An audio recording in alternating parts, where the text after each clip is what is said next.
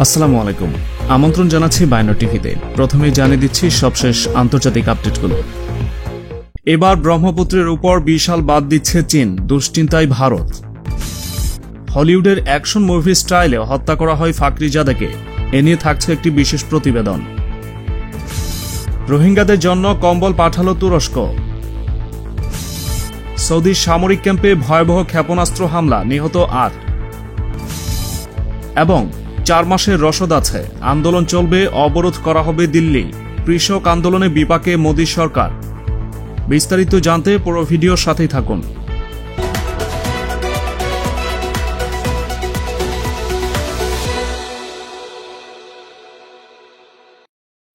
চীনের ব্রহ্মপুত্র নদ অর্থাৎ ইয়ারলুং জ্যাংবো নদীতে বিশাল পানিবিদ্যুৎ উৎপাদন প্রকল্প শুরু করতে চলেছে সে দেশ। বেজিংয়ের ১৪তম পঞ্চবার্ষিকী পরিকল্পনার অংশ হিসেবে এই প্রকল্প বাস্তবায়িত করা হতে পারে বলে মনে করা হচ্ছে। চীনের সরকারি সংবাদ মাধ্যম সূত্রে এ খবর পাওয়া গিয়েছে। স্বাভাবিক কারণে এই সিদ্ধান্তে চিন্তা বাড়তে পারে ভারতের, কারণ ব্রহ্মপুত্র সমতল যাত্রাপথের অনেকটা ভারতের মধ্যে দিয়ে বয়ে চলেছে। ফলে নদীর উচ্চ গতিতে পরিবর্তন এলে বা কোনো বাধা তৈরি হলে নিম্নগতির পরিবর্তন হতেই পারে। তাতে ব্রহ্মপুত্র নির্ভর মানুষেরা নানা সমস্যায় পড়তে পারেন বলে মনে করা হচ্ছে। চীনের শক্তি উৎপাদন কর্পোরেশনের চেয়ারম্যান চীনা সংবাদ সংস্থাকে জানিয়েছেন, নদের নিম্ন গতিপথের শুরুতেই একটি বিদ্যুৎ উৎপাদন প্রকল্পের পরিকল্পনা রয়েছে, যেটি দেশের একাধিক অংশের মূল পানি সরবরাহের উৎস হয়ে দাঁড়াবে। তেমনি বিদ্যুৎ সরবরাহ ও নিরাপত্তাতেও সাহায্য করবে। চীনের শক্তি উৎপাদনের ইতিহাসে এটি একটি মাইল ফলক হয়ে থাকবে বলে দাবি তার। এর আগে ভারত বারবার চীনের সরকারকে অনুরোধ করেছে নদীর উচ্চ গতিতে যেন এমন কিছু বানানো না হয় যাতে নিম্নগতির কোনো ক্ষতি হয়। সে কারণেই ব্রহ্মপুত্র নদের উপর বাঁধ বানানো নিয়ে চিরকালই কৌতূহল প্রকাশ করছে। এর আগেও ব্রহ্মপুত্রের উপর প্রকল্প তৈরির কথা হয়েছিল। উল্লেখ্য, একইভাবে ভারতও বাংলাদেশের উজানে বেশ কয়েকটি বাঁধ নির্মাণ করেছে। ফারাক্কা বাঁধ রাজশাহী সীমান্তের ১৬.৫ কিলোমিটার উজানে গঙ্গা নদীতে এ বাঁধ নির্মাণ করা হয়।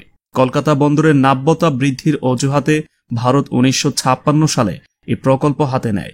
১৯৭১ সালে স্বাধীনতার পর বাংলাদেশ সরকার ভারত সরকারের সঙ্গে গঙ্গা প্রশ্নে জরুরি আন্তরিক আলোচনা শুরু করে। ১৯৭২ সালে গঠিত হয় ভারত বাংলাদেশ যৌথ নদী কমিশন জেআরসি। ১৯৭৫ সালে ভারত বাংলাদেশকে জানায় যে ফারাক্কা বাঁধের ফিডার ক্যানাল পরীক্ষা করা তাদের প্রয়োজন। এই সময় পরীক্ষামূলক চালুর কথা বলে ভারত এই বাঁধ আর বন্ধ করেনি। অন্যদিকে গজলডোবা বাঁধ স্থাপিত হয়েছে ১৯৯৮ খ্রিস্টাব্দে তিস্তা নদীর উজানে ভারতীয় অংশে। গজলডোবা বাঁধের মাধ্যমে তিস্তা নদীর নিয়ন্ত্রণ ভারতের হাতে চলে গেছে। ১৯৯৮ খ্রিস্টাব্দে তিস্তা নদীর বাংলাদেশ সীমান্তে ৬০ কিলোমিটার উজানে ভারত সরকার এই বাঁধ নির্মাণ করে। ভারত এই নদীতে ৬টি বড় বাঁধ দিয়েছে। এছাড়া ছোট সেচ প্রকল্পের জন্য তিস্তার উপনদীগুলোতে দেয়া হয়েছে আরও অসংখ্য বাঁধ। পানি বিদ্যুৎ কেন্দ্র নির্মাণ করা হয়েছে ৩০টির মতো। এছাড়া ছোট সেচ প্রকল্পের জন্য তিস্তার উপনদীগুলোতে দেয়া হয়েছে আরও অসংখ্য বাঁধ। পানি বিদ্যুৎ কেন্দ্র নির্মাণ করা হয়েছে ৩০টির মতো। এবারে ইরানি বিজ্ঞানী হত্যা প্রসঙ্গ।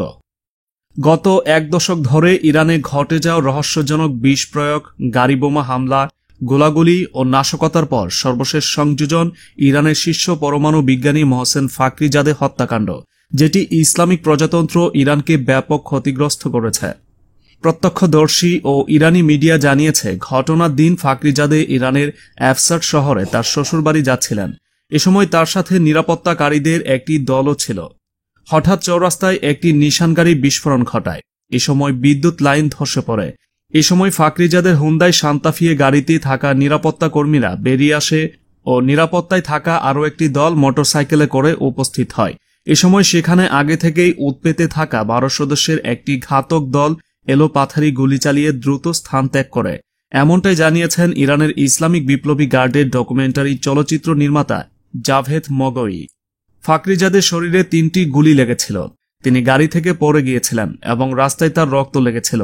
পাশের হাসপাতালের বিদ্যুৎ বিচ্ছিন্ন করে দেওয়া হয়েছিল আর রাস্তার ক্যামেরাগুলোও কাজ করছিল না। ফলে ১২ গুপ্তঘাতক বিনা বাধায় এলাকা ত্যাগ করে।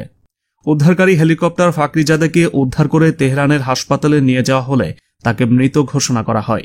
জাভেদ মগই তার অ্যাকাউন্টে লিখেন, এটা অনেকটা হলিউডের অ্যাকশন মুভির মতো।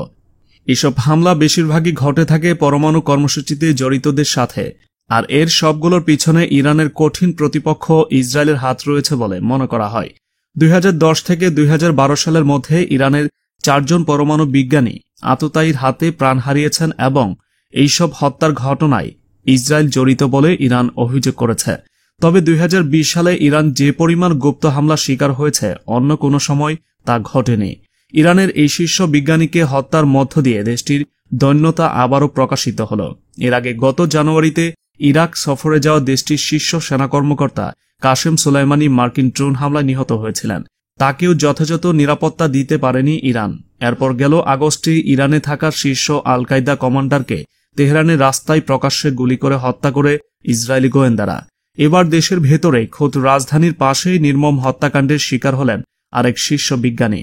এর ফলে নিজ দেশের ভেতর ইরান কতটা অরক্ষিত তা আরও একবার প্রকাশ হল। এসব হামলা চালানোর সময় ইরানের পক্ষ থেকে কোনো ধরনের প্রতিরোধ করারও ক্ষমতা ছিল না। শত্রু দেশের ভেতরে ঢুকে এতবার সফল হামলা চালানোর ক্ষেত্রে ইসরায়েল হয়তো বেশ এগিয়ে থাকবে। এবারে তুরস্ক প্রসঙ্গ। বাংলাদেশে আশ্রিত রোহিঙ্গাদের জন্য শীতের উপহার হিসেবে কম্বল পাঠিয়েছে তুরস্ক। রবিবার আঙ্কারার রাষ্ট্রীয় সাহায্য সংস্থা জানিয়েছে, বাংলাদেশের রোহিঙ্গা ক্যাম্পে অবস্থান করা 5,000 রোহিঙ্গা পরিবারের মাঝে এই উপহার বিতরণ করা হয়। তুর্কি সহযোগিতা ও সমন্বয় সংস্থা TIK এর বাংলাদেশ সমন্বয়কারী ইসমাইল গুন্ডকদু আনাদোলু এজেন্সিকে বলেন, রোহিঙ্গা মুসলিমদের শীতের উপহারের অংশ হিসেবে আমরা 5,000 রোহিঙ্গা পরিবারের মাঝে কম্বল বিতরণ করেছি। আমরা নির্যাতিত রোহিঙ্গাদের পুরো শীত মৌসুমে আমাদের সহযোগিতা অব্যাহত রাখব। বাংলাদেশে ডিসেম্বরের মাঝামাঝি থেকে শীতের তীব্র আক্রমণ হবে। ইসমাইল গুন্ডকদু আরও বলেছেন, 2017 সালের আগস্ট মাস থেকে বড় আকারে রোহিঙ্গা সংকট শুরু হয়েছে। TIK এইসব রাষ্ট্রহীন ব্যক্তিদের সহযোগিতার জন্য কাজ করে যাচ্ছে। এছাড়া TIK এর পক্ষ থেকে 5,000 রোহিঙ্গা পরিবারকে 5 দিন ব্যাপী খাদ্য সহযোগিতাও করেছে। এবারে সৌদি প্রসঙ্গ। ইয়েমেনের মধ্যাঞ্চলীয় মারিব প্রদেশে অবস্থিত সৌদি জোটে তাদাওয়াইন সামরিক ক্যাম্পে হুথি আন্দোলন সমর্থিত সেনাদের ক্ষেপণাস্ত্র হামলায় অন্তত 8 জন নিহত হয়েছে। ইয়েমেনের সামরিক বাহিনীর মুখপাত্র ব্রিগেডিয়ার জেনারেল ইয়াহিয়া সারি রবিবার এ তথ্য জানিয়েছেন। তিনি বলেন, মারিব প্রদেশে সৌদি জোটে তাদাওয়াইন ক্যাম্পের অপারেশন রুম লক্ষ্য করে ক্ষেপণাস্ত্র হামলা চালানো হয়। জেনারেল সারি জানান, হামলায় ইয়েমেনি সামরিক বাহিনী বাদরপি ক্ষেপণাস্ত্র ব্যবহার করেছে। হামলায় আরও 7 সেনা আহত হয়। ইয়েমেনের এই সেনা মুখপাত্র আবারও বলেছেন, যতদিন সৌদি নেতৃত্বাধীন জোটের আগ্রাসন চলবে ততদিন ইয়েমেনি সামরিক বাহিনীও পাল্টা হামলা চালাবে।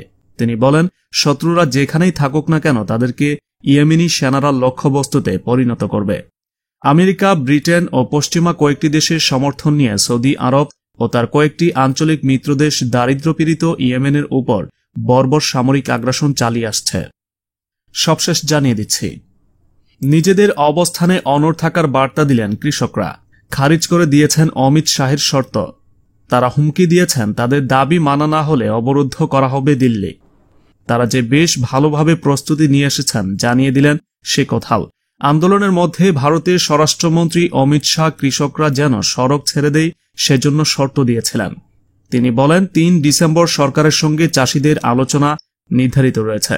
চাষিরা সরকারের ঠিক করে দেয়া ময়দানে সরে গেলে তার আগেই আলোচনা হতে পারে। এর আগে শনিবার দিল্লিতে ঢোকার জাতীয় সড়ক অবরোধ করে রাখে পাঞ্জাব সহ দেশের বিভিন্ন অংশ থেকে আসা কৃষকরা। সরকারের প্রস্তাব খারিজ করে কৃষক সংগঠনের নেতারা জানান, তারা সরকারের ইচ্ছা অনুযায়ী বুরানি ময়দানে যাবেন না, কারণ সেটা আসলে খোলা জেলখানা। তার বদলে দিল্লিতে প্রবেশের 5টি রাস্তাতেই অবরোধ করার হুঁশিয়ারি দিয়েছেন কৃষকরা। কৃষক নেতাদের দাবি, তাদের কাছে 4 মাসের রসদ রয়েছে। নরেন্দ্র মোদী সরকারের 3টি কৃষি আইন প্রত্যাহার না করা পর্যন্ত তারা আন্দোলন থেকে পিছু হটবেন না। এর মধ্যে বিজেপি তথা মোদী সরকারের অস্বস্তি বাড়িয়ে হরিয়ানার প্রভাবশালী খাপ পঞ্চায়েতগুলো কৃষকের পাশে দাঁড়ানোর কথা ঘোষণা করেছে। অমিত শাহের প্রস্তাব নিয়ে কৃষক সংগঠনগুলোর আলোচনার পরে পাঞ্জাবের ভারত কিষান ইউনিয়নের সভাপতি সুরজিৎ সিংহ ফুল বলেন, সরকার যেভাবে আলোচনার জন্য শর্ত রেখেছে তাকে আমরা কৃষক সংগঠনের অপমান বলে মনে করি। আমরা কোনোভাবেই বোরারি ময়দানে যাব না, ওটা আসলে মুক্ত জেলখানা। প্রধান 5টি সড়ক অবরোধ করে দিল্লি ঘেরাও করব। হরিয়ানা থেকে দিল্লিতে ঢোকার টিকরি ও সিংহ সীমানায় কৃষকরা অবরোধ শুরু করেছেন। ফলে 1 নম্বর জাতীয় সড়ক কার্যত বন্ধ। উত্তরপ্রদেশ থেকে দিল্লিতে ঢোকার গাজীপুর সীমানাতেও বিক্ষোভ শুরু হয়েছে। এরপরে চাষিরা আরও 2 সড়ক বন্ধ করার হুমকি দিলেও মোদী সরকার এখনও অনড়।